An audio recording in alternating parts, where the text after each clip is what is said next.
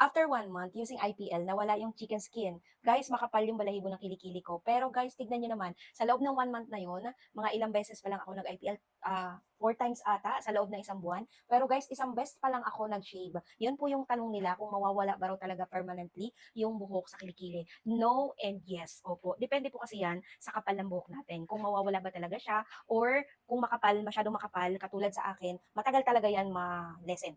Ang sinasabi ko po doon sa video ko, malilesen lang po talaga. Yes, opo. Yun po talaga ang maganda. Yung hindi ka shave ng shave. Kasi kaka-shave natin guys, doon po talaga umiitim yung kilikili natin. Tignan nyo naman guys, nawala yung chicken skin talaga ang pinoproblema ko sa aking kilikili and then maitim yung ganito siya guys, kaka-shave. Pero dahil bihira ako mag-shave ngayon, dahil dito sa IPL na ito, ayan siya mga mi, ito yung ginagamit ko. Ang ganda nitong gamitin guys, hindi kayo magsisisi. Kahit medyo pricey siya pero worth it talaga mga mi. Opo. So ganito siya gagamitin mga mi. Meron po siyang charger, ayan. May kasama po itong pang shade mga mi ha. Kasi bago mo gamitin to, mag-shave ka muna. Pero dahil ganyan pa lang naman yung buhok sa kilikili ko, hindi ko na muna siya isi-shave.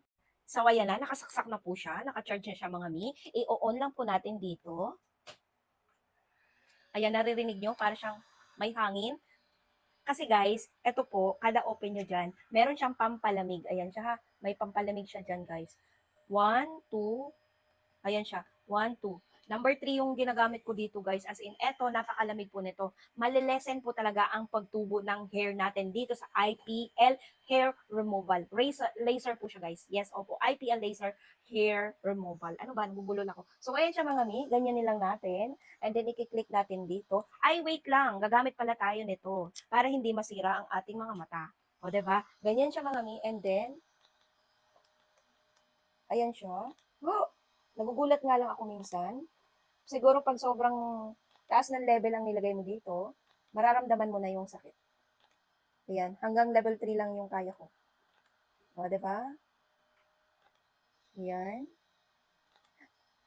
Nagugulat ako minsan. Grabe.